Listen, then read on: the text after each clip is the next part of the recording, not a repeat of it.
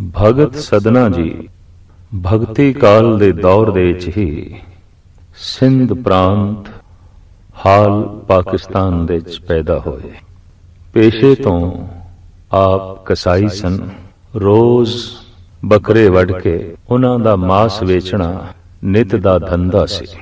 ਇਤਨੀ ਕਠੋਰ ਕਿਰਤ ਨੇ ਕੀਰਤੀ ਕਰਨ ਤੇ ਕਿਵੇਂ ਮਜਬੂਰ ਕੀਤਾ। ਇਤਨੇ ਕਠੋਰ ਪੇਸ਼ੇ ਨੇ ਇੱਕ ਐਸਾ ਕੋਮਲ ਦਿਲ ਕਿਵੇਂ ਪੈਦਾ ਕੀਤਾ। ਇਹਦਾ ਇੱਕ ਪਿਛੋਕੜ ਹੈ।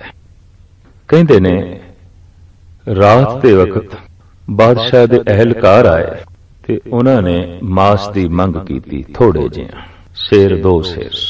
ਤੇ ਸਦਨਾ ਸੋਚੀ ਪੈ ਗਿਆ ਜੇ ਬੱਕਰਾ ਮੈਂ ਵੱਢਿਆ ਤੇ ਬਾਕੀ ਦਾ ਮਾਸ ਬੇਕਾਰ ਜਾਏਗਾ ਸਵੇਰੇ ਤੱਕ।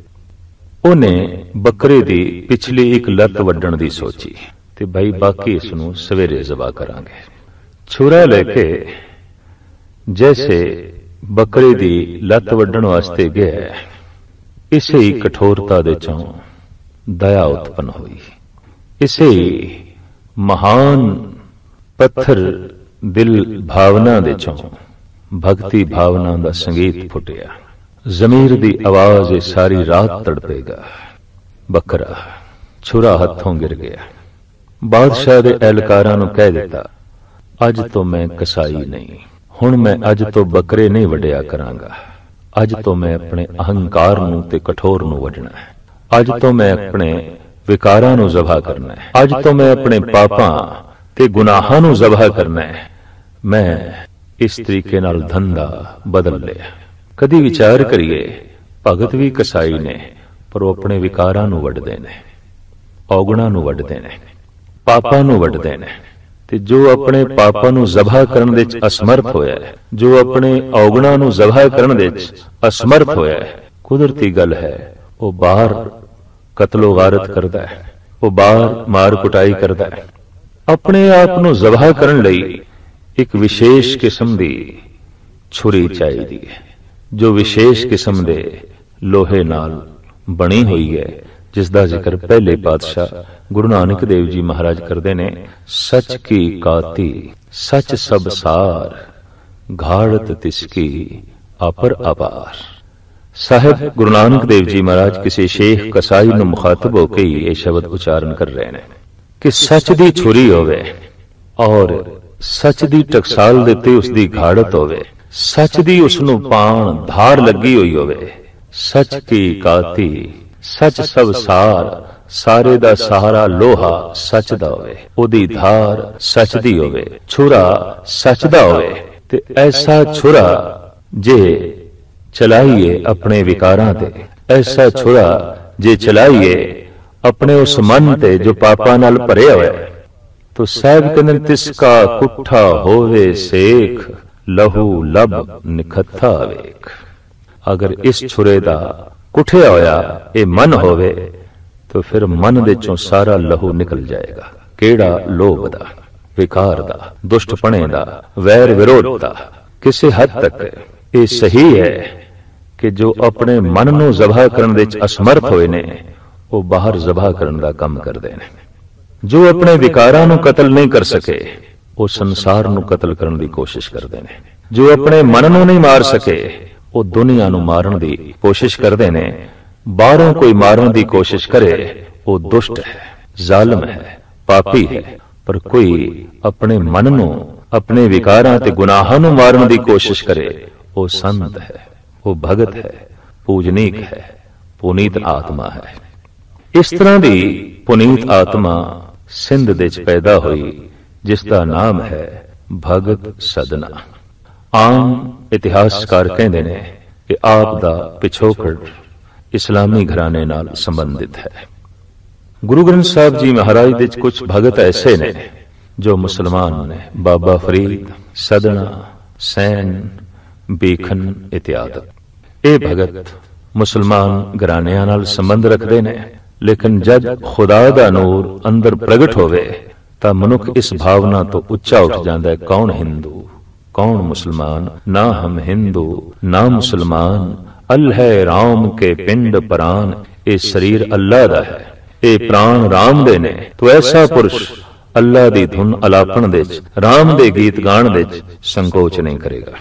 ਇਹ ਸਾਰੇ ਭਗਤ ਬੜੇ ਫਰਾਗ ਦਿਲ, ਰੋਸ਼ਨ ਜ਼ਮੀਰ, ਰੋਸ਼ਨ ਦਿਮਾਗ ਹੋਏ ਨੇ ਔਰ ਇਹਨਾਂ ਭਗਤਾਂ ਦੇ ਚੋਂ ਭਗਤ ਸਦਨੇ ਜੀ ਦਾ ਵੀ ਆਪਣਾ ਇੱਕ ਖਾਸ ਅਸਥਾਨ ਹੈ। ਗੁਰੂ ਗ੍ਰੰਥ ਸਾਹਿਬ ਜੀ ਮਹਾਰਾਜ ਦੇ ਵਿੱਚ ਆਪ ਦਾ ਇੱਕ ਬੜਾ ਹੀ ਪਾਵਨ ਤੇ ਫਿਲਸਫੇ ਨਾਲ ਪੂਰਤ ਇੱਕ ਸ਼ਬਦ ਹੈ, ਜਿਸ ਦੀਆਂ ਅਸਥਾਈ ਪੰਕਤੀਆਂ ਨੇ, ਤਉ ਗੁਣ ਕਹਾ ਜਗਤ ਗੁਰਾ, ਜੋ ਕਰਮ ਨ ਨਾਸੇ, ਸਿੰਘ ਸਰਨ ਕਤ ਜਾਈਏ, ਜੋ ਜੰਪੁਕ ਗ੍ਰਾਸੇ। ਸਾਡੇ ਦੇਸ਼ ਦੇ ਵਿੱਚ ਕਰਮ ਸਿਧਾਂਤ ਦੀ ਬੜੀ ਚਰਚਾ ਹੈ ਔਰ ਆਖਿਆ ਸਭ ਕੁਝ ਕਰਮਾਂ ਤੇ ਹੀ ਨਿਬੜਦਾ ਹੈ। ਜੈਸੇ ਕੋਈ ਕਰਮ ਕਰਦਾ ਹੈ ਵੈਸੇ ਕੋਈ ਉਹਦਾ ਫਲ ਭੋਗਦਾ ਹੈ। ਭੋਗੇ ਬਿਨਾ ਕਰਮ ਨਾਸ ਨਹੀਂ ਆਉਂਦੇ। ਭਾਰਤ ਦਾ ਧਾਰਮਿਕ ਚਿੰਤਨ, ਭਾਰਤ ਦਾ ਧਾਰਮਿਕ ਦਰਸ਼ਨ ਬਸ ਇਸ ਵਿਚਾਰ ਤੇ ਖੜਾ ਹੈ, ਜੇ ਕਰਮ ਕੁਝ ਹੋਇਆ ਤੇ ਭੋਗੇ ਬਿਨਾ ਉਸਨੇ ਨਸਣਾ ਨਹੀਂ। ਜੇ ਕਰਮ ਕੁਝ ਕੀਤਾ ਹੈ ਤਾਂ ਉਹਦਾ ਫਲ ਝੋਲੀ ਦੇ ਚ ਪਾਣਾ ਹੀ ਪਏਗਾ। ਭਗਤ ਸਦਨਾ ਜੀ ਤੋਂ ਚੂੰਕਿ ਕੁਝ ਕਰਮ ਐਸੇ ਹੋਏ ਨੇ, ਕਸਾਈ ਸਨ, ਜ਼ਿੰਦਗੀ ਦਾ ਬੇਸ਼ਤਰ ਹਿੱਸਾ ਮਾਸ ਵੇਚਦਿਆਂ ਲੰਘਿਆ, ਜੀਵਾਂ ਨੂੰ ਜ਼ਬਾ ਕਰਦਿਆਂ ਲੰਘਿਆ। ਤੇ ਜੋ ਹੁਣ ਇਸ ਤਰ੍ਹਾਂ ਦੇ ਪੁਰਸ਼ ਦੇ ਸਾਹਮਣੇ ਇਹ ਵਿਚਾਰ ਰੱਖੋ ਕਿ ਕੀਤੇ ਹੋਏ ਕਰਮਾਂ ਦਾ ਫਲ ਤੇ ਭੋਗਣਾ ਹੀ ਪਏਗਾ, ਫਿਰ ਇੱਕ ਖਿਆਲ ਪੈਦਾ ਹੁੰਦਾ ਹੈ, ਈਸ਼ਵਰ ਦੀ ਬੰਦਗੀ ਦਾ ਕੀ ਮਤਲਬ ਹੈ, ਫਿਰ ਉਹਦੀ ਇਬਾਦਤ ਦਾ ਕੀ ਮਤਲਬ ਹੈ। ਤੋ ਇੱਕ ਗਿਲੇ ਦੇ ਰੂਪ ਵਿੱਚ ਭਗਤ ਸਦਨਾ ਜੀ ਕਹਿੰਦੇ ਨੇ, ਤਉ ਗੁਣ ਕਹਾ ਜਗਤ ਗੁਰਾ, ਹੈ ਜਗਤ ਦੇ ਗੁਰੂ, ਇਹ ਜਗਤ ਨੂੰ ਪ੍ਰੇਰਣਾ ਦੇਣ ਵਾਲੇ ਪਰਿਪੂਰਨ ਪ੍ਰਮਾਤਮਾ, ਫਿਰ ਤੇਰੇ ਵਿੱਚ ਕੀ ਗੁਣ ਹੈ ਕਿ ਤੇਰੀ ਬੰਦਗੀ ਕਰਦਿਆਂ ਹੋਇਆ ਵੀ ਜੇ ਮੈਂ ਕਰਮਾਂ ਦੀ ਮਾਰ ਭੋਗਣੀ ਹੈ ਤਾਂ ਫਿਰ ਤਉ ਗੁਣ ਕਹਾ, ਤੇਰੇ ਵਿੱਚ ਗੁਣ ਕੀ ਹੈ? ਫਿਰ ਤੇ ਕੋਈ ਗੁਣ ਨਹੀਂ ਰਹਿ ਗਿਆ, ਫਿਰ ਤੇਰੇ ਕੋਲ ਆਉਣ ਦੀ ਲੋੜ ਕੀ ਪੈ ਗਈ? ਤਉ ਗੁਣ ਕਹਾ ਜਗਤ ਗੁਰਾ, ਜੋ ਕਰਮ ਨ ਨਾਸੇ, ਸਿੰਘ ਸਰਨ ਕਤ ਜਾਈਏ, ਜੋ ਜੰਪੁਗ ਗ੍ਰਾਸੇ। ਸ਼ੇਰ ਦੀ ਸ਼ਰਨ ਵਿੱਚ ਜਾਈਏ ਤੇ ਗਿੱਦੜ ਖਾ ਲਵੇ, ਗਿੱਦੜ ਝਪਟਾ ਮਾਰ ਕੇ ਨਾਸ਼ ਕਰ ਦੇਵੇ, ਤਾਂ ਫਿਰ ਸ਼ੇਰ ਦੀ ਸ਼ਰਨ ਵਿੱਚ ਜਾਣ ਦੀ ਲੋੜ ਕੀ ਹੈ? ਪ੍ਰਭੂ ਦੀ ਸ਼ਰਨ ਵਿੱਚ ਜਾਈਏ, ਉਹਦੀ ਬੰਦਗੀ ਕਰੀਏ ਤੇ ਕਰਮਾਂ ਦੀ ਮਾਰ ਸਹਾਰਨੀ ਪੈ ਜਾਏ, ਤਾਂ ਫਿਰ ਬੰਦਗੀ ਦਾ ਫਲ ਕੀ ਹੈ? ਇਬਾਦਤ ਦਾ ਫਲ ਕੀ ਹੈ? ਗੁਰੂ ਨਾਨਕ ਦੇਵ ਜੀ ਮਹਾਰਾਜ ਕਹਿੰਦੇ ਨੇ, ਲੱਖ ਮੜੀਆ ਕਰ ਇਕੱਠੇ, ਏਕ ਰਤੀਲੇ ਭਾਏ, ਲੋਕਾ ਮਤ ਕੋ ਫੱਕੜ ਪਾਏ, ਲੱਖ ਮੜੀਆ ਕਰ ਇਕੱਠੇ, ਏਕ ਰਤੀਲੇ ਭਾਏ। ਐ ਬੰਦੇ ਮਤਾਂ ਕਿਧਰੇ ਭੁਲੇਖੇ ਚ ਤੂੰ ਪੈ, ਲੱਖਾਂ ਮਣ ਲੱਕੜੀਆਂ ਇੱਕ ਚਿੰਗਾਰੀ ਨਾਲ ਭਸਮ ਹੋ ਜਾਂਦੀਆਂ ਨੇ। ਰੰਚਕ ਮਾਤਰ ਨਾਮ ਦਾ ਜਾਪ, ਸੁਰਤ ਸ਼ਬਦ ਦੀ ਕਾਗਰਤਾ ਨਾਲ ਕੀਤਾ ਹੋਇਆ ਜਾਪ ਲੱਖਾਂ ਜ਼ਿੰਦਗੀਆਂ ਦੇ ਪਾਪ ਧੋ ਦਿੰਦਾ ਹੈ, ਅਨੰਤ ਜਨਮਾਂ ਦੇ ਪਾਪ ਸਾੜ ਕੇ ਰਾਖ ਕਰ ਦਿੰਦਾ ਹੈ, ਸਵਾ ਕਰ ਦਿੰਦਾ ਹੈ। ਇਹ ਨਾਮ ਦੀ ਬਰਕਤ ਹੈ, ਇਹ ਨਾਮ ਦੀ ਮਹਿਮਾ ਹੈ, ਇਹ ਨਾਮ ਦੀ ਤਾਕਤ ਹੈ। ਤੋ ਭਗਤ ਸਦਨਾ ਜੀ ਮਹਾਰਾਜ ਕਹਿੰਦੇ ਨੇ, ਆਪ ਪੁਰਾਣਕ ਪ੍ਰਸੰਗ ਸਾਹਮਣੇ ਰੱਖਦੇ ਨੇ, ਨਿਰਪ ਕਨਿਆ ਕੇ ਕਾਰਨੇ, ਇੱਕ ਭਇਆ ਭੇਖਦਾਰੀ, ਕਾਮਾਰਥੀ ਸਵਾਰਥੀ, ਵਾਕੀ ਪੈਜ ਸਵਾਰੀ। ਵਿਸ਼ਨੂੰ ਜੈਸੇ कपड़े पहन के, विष्णु का ही रूप धारण करके एक विकारी, एक कामार्थी विष्णु का रूप धारण करके एक राज कन्या नूं ठगण लगा और रोज उस कन्या नूं प्रभावित करता है। एक दिन गीत गा रहा सी प्रभु दे, जुड़ गया, जुड़दियां ही पखंड खत्म हो गया, जुड़दियां ही भेख उतर गया, जुड़दियां ही ख्याल आया जे मैं 12 विष्णु बनया ਤੇ ਹੁਣ ਮੈਨੂੰ ਅੰਦਰੋਂ ਬਣਨਾ ਚਾਹੀਦਾ ਹੈ। ਜ਼ਮੀਰ ਦੀ ਆਵਾਜ਼ ਆਈ, ਵਿਸ਼ਨੂੰ ਦਾ ਤੈਂ ਰੂਪ ਬਣਾਇਆ, ਵਿਸ਼ਨੂੰ ਦਾ ਤੇਰੇ ਕੋਲ ਮਨ ਨਹੀਂ ਹੈ। ਦੇਵਤੇ ਦੀ ਤੂੰ ਕਾਇਆ ਬਣਾ ਲਈ, ਪਰ ਦੇਵਤੇ ਵਾਲੀ ਤੇਰੇ ਕੋਲ ਜ਼ਮੀਰ ਨਹੀਂ ਹੈ। ਐਸਾ ਆਤਮਾ ਨੇ ਝੰਜੋੜਿਆ, ਐਸਾ ਪ੍ਰਭੂ ਦਾ ਗੀਤ ਗਾਇਆ ਕਿ ਵਾਹ ਕਈ ਉਹ ਵਿਸ਼ਨੂੰ ਵਰਗਾ ਹੋ ਗਿਆ, ਵਿਸ਼ਨੂੰ ਜੈਸਾ ਪਾਵਨ, ਵਿਸ਼ਨੂੰ ਜੈਸਾ ਪਵਿੱਤਰ। ਤੋ ਭਗਤ ਸਦਨਾ ਜੀ ਕਹਿੰਦੇ ਨੇ, ਕਾਮਾਰਥੀ ਸਵਾਰਥੀ, ਉਤੇ ਕਾਮਨਾ ਨਾਲ ਭਰਿਆ ਹੋਇਆ ਸੀ, ਉਹ ਤੇ ਸਵਾਰਥ ਨਾਲ ਭਰਿਆ ਹੋਇਆ ਸੀ, ਉਹ ਤੇ ਦੁਨਿਆਵੀ ਪਦਾਰਥਾਂ ਵਿੱਚ ਲਿਬੜਿਆ ਹੋਇਆ ਸੀ। ਤੇ ਇਸ ਸਭ ਕੁਝ ਨੂੰ ਸਾਹਮਣੇ ਰੱਖ ਕੇ ਉਹਨੇ ਬੰਦਗੀ ਕੀਤੀ, ਉਹਨੇ ਨਾਮ ਜਪਿਆ ਤੇ हे ਪ੍ਰਭੂ ਤੂੰ ਉਹਨੂੰ ਵੀ ਰਸ ਦੇ ਦਿੱਤਾ, ਤੂੰ ਉਹਨੂੰ ਵੀ ਸਕੂਨ ਦੇ ਦਿੱਤਾ, ਤੂੰ ਉਹਨੂੰ ਵੀ ਚੈਨ ਦੇ ਦਿੱਤਾ। ਨਿਰਪਕਨਿਆ ਕੇ ਕਾਰਨੇ, ਇੱਕ ਭਇਆ ਭੇਖਦਾਰੀ, ਕਾਮਾਰਥੀ ਸਵਾਰਥੀ, ਵਾਕੀ ਪੈਜ ਸਵਾਰੀ। ਤਉ ਗੁਣ ਕਹਾ ਜਗਤ ਗੁਰਾ, जो कर्म न नासे, सिंह सरन कत जाइए, जो जंपुग ग्रासे। अगां चल के भगत सदना जी कहंदे ने, एक बूंद जल कारने चातरिक दुख पावे। प्यासा एक बूंद लई तड़पदा फिरे, एक बूंद दी मंग करे भी किसी तरीके नाल एक बूंद पानी मैनू किधरों मिले। और हकीकत है कि पानी दी कदर प्यासे नू है, भोजन दी कदर भुखे नू है, कपड़े दी कदर नंगे नू है, औलाद दी कदर बे औलादे नू है, ते इंज कह लीए परमात्मा दी कदर भगत नू है, जिदे अंदर भगती भावना पैदा हुई है। एक बूंद जल कारने चातरिक दुख पावे। एक बूंद दी खातर प्यासा चारों पासे तड़पे ते दुख प्राप्त करे, हर पासे दुखी होवे। प्राण गए सागर मिले फुन काम ना आवे। तड़प तड़प के उसने प्राण दे दिते ने ते हुण सागर उसनों मिले, हुण दरियावां दे दरिया पानी दे उसनों मिलन किहड़े कम दे।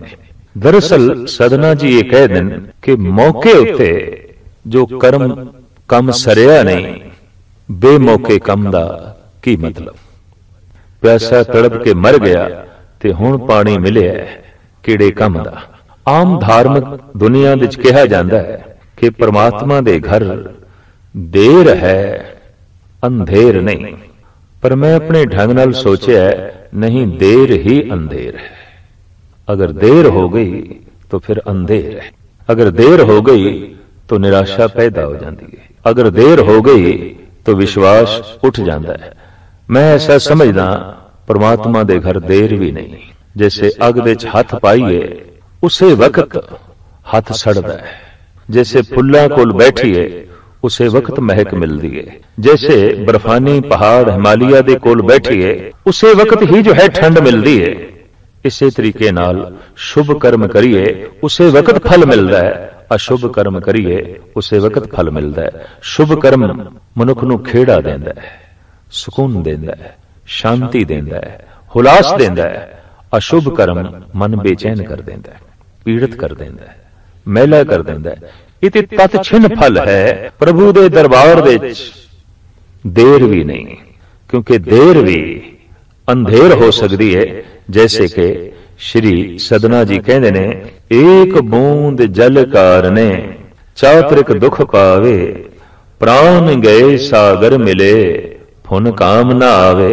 प्राण जो थाके थिर नहीं कैसे बिरमाओ। बई हुण मेरे प्राण टुटन लगे ने, श्वास टुटन लगे ने, ते तू बोने ना, तू मददगार ना होवे, तू सहायक ना होवे। प्राण जो थाके थिर नहीं कैसे बिरमाऊं, बूढ़ मुए नौका मिले कहो काहे चढ़ाऊं। डुब गया मैं ते हुण तू नौका भेजी है, दस हुण कौन बैठेगा उस नौका ते। डुब गया अगला ते, गर्क होने वाला गर्क हो गया, हुण नौका किहड़े काम दी। दरअसल वक्त सिर प्रभु बोड़दा है, वक्त सिर ही वो सहायक होंदा है। और सतगुरां दी बाणी कहंदी है, अचिंत कम करे प्रभ तिनके जिन हर का नाम प्यारा। जिन्हां नूं हरि दा नाम प्यारा लगदा है, जो हरि नाल जुड़े होए ने, उत्ते मंग भी ना करन तां भी अचनचेत प्रभु उन्हां दे काम सवार छड़दा है, उन्हां दे काम सिरे चाड़ देंदा है। और ऐसा भगतां दा अनुभव है, ऐसा ने भगतां ने अपनी जिंदगी दे विच देखिया कि जिस काम बारे सोचिया भी नहीं कि हो सकदा है वो भी हो जाता है। अचिंत कम करे प्रभ तिनके जिन हर का नाम प्यारा। तो भगत सदना जी कहते हैं, प्राण गए सागर मिले फुन काम ना आवे, या डूब मुए नौका मिले कौकाए चढ़ाऊं।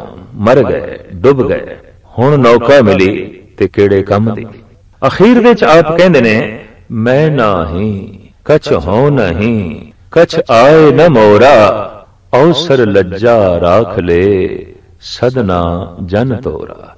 हे प्रभु समय सिर लज्जा रख ले। वाकई भगतां नूं ते परमात्मा ही जो है लज्जा रखण वाला है, ईश्वर ही उन्हां दी लज्जा रखण वाला है। प्रभु जू तो कैलाज हमारी नीलकंठ नर हर नारायण नील बसन बनवारी।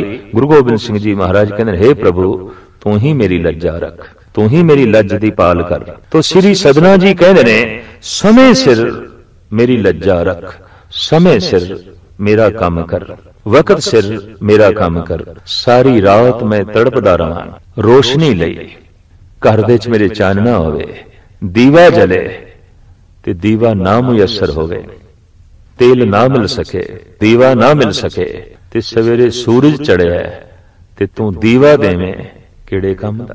ओ मेरे किस काम दा? दरअसल वक्त सिर जो मदद है ओही मदद है, बेवक्ती मदद बेमैनी हो जाती है। इस वास्ते ये जिहड़े शब्द जुड़े हुए ने ईश्वर दे नाल कि ओदे घर दे च देर है, अंधेर नहीं, दरअसल बेमैनी ने। अगर देर हो गई तो फिर अंधेर हो गया। भगत सदना जी दे इस शब्द दे इस तरह के भाव प्रगट हो रहे ने और आप साफ कह रहे ने कि हे प्रभु, जे कर्म सिद्धांत मेरे ते लागू होया ते वाकई मैं कर्मां दी मार भोगनी है, तो फिर मैं समझांगा तेरे च गुण की है। तो गुण कहा जगत गुरा जो कर्म न नासे।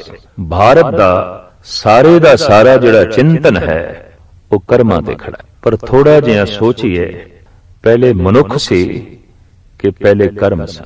अकर कीते हुए कर्मा करके जन्म है, कीते हुए कर्मा करके मनुख दुखी है। तो सवाल पैदा होता है पहले कर्म सन कि पहले मनुख सी। ये तो सवाल ऐसा होया फिर पहले मुर्गी सी कि पहले अंडा सी। आखिर गल इत्थे ही आउंदी है, नहीं प्रभु एक तेरी लीला है, एक तेरा खेल है। ना कर्म पहले ना मनुख पहले, जैसे तू चाया वैसा जो है संसार साज देता है खेल। ते इस तो बाद तू कुछ विधान बनाए, लेकिन ये विधान भी ऐसे ने कि तेरी एक मौज, तेरी एक मस्ती। अगर कोई भगत प्रार्थना करे, निम्रता सहित जोदड़ियां करे, ते तू उसके जन्मां जन्मांतरां दे कर्मां नूं धो देना, छिन दे च उसनूं चैन दे देना, छिन दे च उसनूं शांति दे देना। तो भगत सदना जी दा पावन पवित्र वाक गुरु ग्रंथ साहब जी महाराज दे अंदर दर्ज है और पाठक जन बड़ी श्रद्धा नाल पढ़ के बहुत वड्डा ज्ञान लेंदे ने। गुरु ग्रंथ साहब जी महाराज एक ऐसे खजाने ने जिहदे च गुरु नानक देव जी महाराज दी बाणी है, गुरु अंगद देव जी महाराज दी बाणी है, गुरु अमरदास गुरु रामदास जी ते गुरु अर्जन देव जी महाराज दे गीत ने, गुरु तेग बहादुर साहब जी महाराज दा बैराग दे नाल भरिया होया कलाम है। उत्थे अनेकां भगतां दीयां बाणीआं ने। अज तक रूहे जमीन दे च ऐसा नहीं होया कि कोई धार्मिक ग्रंथ ओदे च अनेक व्यक्ति बैठे हो, इक्को ही है। इहदे च अनेक व्यक्ति बैठे ने। धार्मिक ग्रंथ सिर्फ एक भाषा दे च मिलदे ने, गुरु ग्रंथ साहब जी महाराज एक भाषा दे च भी नहीं ने। ये भगत वख-वख प्रांतां दे ने ते वख-वख भाषावां दे च प्रभु दे गीत गाउंदे ने, प्रभु दी जो है उस्तति करदे ने। गुरु ग्रंथ साहब जी महाराज दा पाठ करन वाला मुतस्सबी नहीं हो सकता, क्योंकि जदों फरीद नूं पढ़ेगा अल्लाह दी धुन निकलेगी, और जब जयदेव नूं पढ़ेगा वो गोबिंद गोबिंद कहने ते मजबूर होवेगा। नामदेव नूं पढ़ेगा ते उहदी रसना चों निकलेगा ईबे बीठल उबे बीठल, बीठल बिन संसार नहीं, थान थनंतर प्रणवे नामा, पूर रहो तू सर्व मही। और इसी तरीके नाल जब कबीर नूं पढ़ेगा तो फिर वो सतनाम दा रटन करेगा। गरज के ये सारे भगत वख वख नामां नूं जपदे ने, वख वख बोलियां बोलदे ने, वख वख इन्हां दा चिंतन है, पर सारियां दे अंदर रब्बी रस जिहड़ा है वो इक्को है। ते गुरु नानक देव जी महाराज दा सिद्धांत है आई पंथी सगल जमाती मन जीते जग जीत। सारियां नूं नाल लेके चलना ते सारियां दे नाल चलना, बस गुरु नानक दा यही आई पंथ है, यही सिरमौर पंथ है। ते गुरु बाबे ने ये प्रत्यक्ष रूप दे प्रगट रूप दे करके दिखाया। सारे भगत आप दे नाल चल रहे ने, आप इन्हां भगतां दे नाल चल रहे ने। जद कभी संसार दे ऐसा ख्याल पैदा होया कि सारी दुनिया दा धर्म एक होना चाहिए, क्योंकि चिंतक ऐसा कह रहे ने कि सारी दुनिया दी राजनीति एक होनी चाहिए ताकि दुनिया दे खून खराबा बंद होवे। ते चलो मन लेने सारी दुनिया दी राजनीति एक होवे, लेकिन खून खराबे वख वख धर्मा करके भी होए ने, वख वख मजहबा करके भी होए ने। फिर ख्याल आएगा कि सारी दुनिया दा धर्म एक होना चाहिए, ते इहदे नाल ख्याल पैदा होवेगा कि सारी दुनिया दा धार्मिक ग्रंथ भी एक होना चाहिए। तो ग्रंथ ओही कसौटी ते पूरा उतरेगा जिहदे सारियां भाषावां होवन, सारे वरन होवन, जिहदे च अल्लाह दे गीत होवन, जिहदे च राम दी धुन होवे, जिहदे च मधुसूदन दा भी जिक्र होवे, जिहदे च माधो दे भी गीत होवन, और जिहदे च वाहिगुरू दी सिफतो सलाह होवे, जिहदे च करतार दी भी धुनी होवे, गरस के अनंत नाम होवन ते अनंत नामा बारे ए विचार होवे कि बलहारे जाओ जेते तेरे नाम है। तो इस सिद्धांतिक कसौटी दे उत्ते गुरु ग्रंथ साहब जी महाराज पूरे उतरदे ने। गुरु ग्रंथ साहब जी महाराज ने उन्हां भगतां नूं अपने विच थां दित्ती है जिन्हां भगतां ने धंधे नूं धर्म बना दिता सी। कबीर करदे ते धंधा ने, पर उन्हां दे धंधे दे चों धर्म दी सुगंधी है। नामदेव करदे ते धंधा ने कपड़ियां नूं छिंबण दा, पर उन्हां दे धंधे दे चों धर्म दी महक है। इसे तरीके दे नाल रविदास करदे ते धंधा ने जुतियां गंढणा, पर उन्हां दे धंधे दे चों भी धर्म दी ते मिलनसारी दी खुशबू है, सुगंधी है। इसे तरीके नाल श्री सदना जी करदे ते धंधा ने, कसाई ने, मांस वेचना इन्हां दा धंधा है, पर यह धंधा भी धर्म बन गया। कसाई दे धंधे दे चों भी कोमलता पैदा हो जाए, एक अजूबा है। भगत दी सोचनी नूं जो है दाद देनी पैगी। धार्मिक मंदिर दे च बैठदे होया जे मनुख दे अंदर कोमलता नहीं पैदा हुई ते कहना पएगा कि इस बंदे दा हिरदा बहुत कठोर है। ते कसाई दी दुकान दे उत्ते मांस वेचदे होया जिहदे अंदर कोमलता पैदा होएगी, समझ लेना चाहिए कि यह बंदा अत्यंत सूक्ष्म सोचने वाला है। इहदी बुद्ध बारीक है ते जिहदी आत्मा ना द्रवे उन्होंने परमात्मा दा मिलाप बड़ा औखा है। अनक जतन करे आत्म नहीं दरवे, हर दरगे को कैसे गवे। जिहदी आत्मा द्रवी नहीं, जिहदी आत्मा कोमल नहीं हुई, जिहदा मन अजे तक ठोस है, उस लई परमात्मा दी प्राप्ति करनी बड़ी कठिन है, बहुत कठिन है। कई दफा देखण दे आया हुंदा है कि बड़े बड़े धर्मात्मा बंदे भी कसाई ने, दूसरे ਨੂੰ चोट पहुंचाण लगिया संकोच नहीं करते, चाहे वह चोट जहनी होवे, शरीरक होवे, आर्थिक होवे, किसी भी तरीके दी होवे, चोट पहुंचाण तो बाज नहीं आउंदे। और ऐसा दिसदा है ये बड़े बड़े धार्मिक भी कसाई ने, पर सदना कसाई होंदा होया भी भगत है, वो कसाई होंदा होया भी धार्मिक है। वो बाहरों ते पेश विच कसाई सी, पर अंदरों हिरदा उसका अत्यंत कोमल मिलनसारी दे जज्बियां नाल भरिया होया, प्रभु गीत दे नाल जो है भरिया होया। ये भगत प्रेरणा दे रहे ने कि कोई भी पेशा होवे, कोई भी किरत होवे, परमात्मा दी प्राप्ति दे बाधा नहीं बनती। चाहे वह किरत कपड़े बुनना होवे, चाहे वह किरत जुतियां गनना होवे, चाहे वह किरत मांस वेचना होवे, ते चाहे वह किरत कपड़ियां नूं छींबना होवे, चाहे वह किरत दुकानदारी दी होवे, कोई भी किरत कीर्ति दे बाधा नहीं खड़ी करती। कोई भी धंधा धर्म दे दीवार नहीं है। ये एक बहाना है जिहड़े कहंदे ने की करिए, धंधे तो वेल मिले ते धार्मिक बणीए। की करिए, कम धंधियां तो ही वेल नहीं मिलती, किवें भजन करिए, किवें बंदगी करिए। और वो कहंदे ने धंधा दीवार की तरह खड़ा हो गया। ते भगत कहंदे ने धंधे नूं ही धर्म बना लो, धंधे नूं ऐसा समझो कि यह प्रभु की तरफों दिती हुई सेवा है। सेवा करने धंधा सेवा बन सकता है, रोटी ते हर एक ने खानी है। तो जब धंधे दे भी कोई ऐसी भावना जोड़ लेंदा है कि मैं कपड़े बुन लिया और ये सेवा कर रहा, जगत का नंगेज ढकना है, जगत के पैरों च जुत्ती पवानी है, जगत नूं सुख देने ने, जगत नूं आराम देना है धंधे दे राहीं, तो धंधा भी धर्म बन जाता है। ते धार्मिक मनुखा तो भी जे किसी नूं चोट पहुंचे तो ऐसा धर्म भी वास्तविक धंधा है, उहदे च धंधे दी जो है बदबू है। भगत सदना जी धंधियां दे चों बड़ा कठोर धंधा करते ने। अमृत वेले उठ के 2-4 बकरे रोज जबा करने ते सारा दिन मांस वेचना। पर कमाल दी गल इस धंधे दे चों भी धर्म दी इतनी उज्जवल महक पैदा हुई। आपने सिंध प्रांत दे थां थां ते भरमण करके लोगां नूं खुदा दे नाल जोड़िया, जीवां नूं परमात्मा दी धुन दे नाल जोड़िया। जद एक फुल खिड़ पैंदा है महक वंडण लग पैंदा है, जद एक दीवा जल पैंदा है रोशनी वंडण लग पैंदा है, जद किसी हिरदे दे आत्म प्रकाश हो जांदा है वो चानना वंडण लग पैंदा है, वो सुख चैन वंडण लग पैंदा है, वो आनंद वंडण लग पैंदा है। और ये वंडना उस तो सुते सुत होंदा है, अपने आप होंदा है। जैसे फुल दे चों सुगंधी दा निकलना दरअसल उस दे च महक दा अदक होना है। इस वास्ते डुल डुल के वो बाहर पई पैंदी है।